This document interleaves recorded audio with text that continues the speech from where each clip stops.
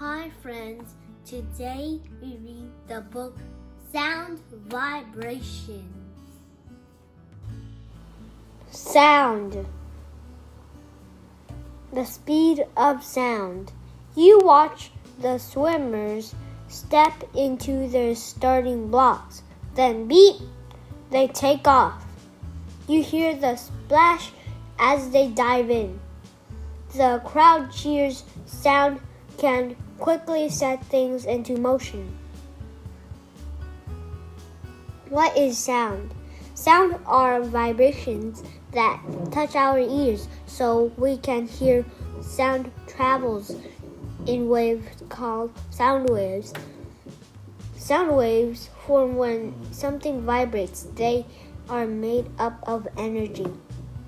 Sound needs a medium to travel through. Mediums can be air, water, or solid objects, such as doors or walls.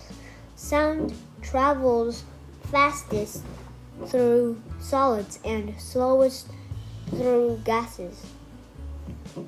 We hear things when sound waves reach our ears. Inside each ear is a thin layer of skin called an eardrum. It vibrates when a sound wave touches it. Our ear sends signals to our brains so we can understand what we hear. Volume and pitch. A sound wave's amplitude makes a sound loud or soft. This is volume. Sound waves with big amplitudes carry more energy. This makes sounds louder because they push harder on our eardrums. Small amplitude make quieter sounds. Sounds have different frequencies based on the speed of vibration. The frequency makes a sound's pitch. Higher frequencies make high-pitched sounds. Lower frequencies make low-pitched sounds. Some pitches are too high or low for the human ear to hear. Echoes and echolocation. Sometimes sound waves hit something and bounce back. This reflection of sound is an echo.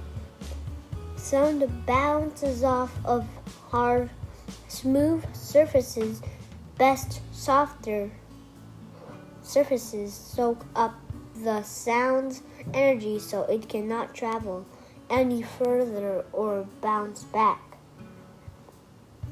Some animals use sound to hunt and move around safely. This is called echolocation. Bats, dolphins, and some whales echolocate. So animals that echolocate throw out sound and listen. The echo tells them how far away food and other objects are. Instruments are made of any materials, including wood, brass, and string. These materials all vibrate differently when they are played. They create different sounds that work together to make music.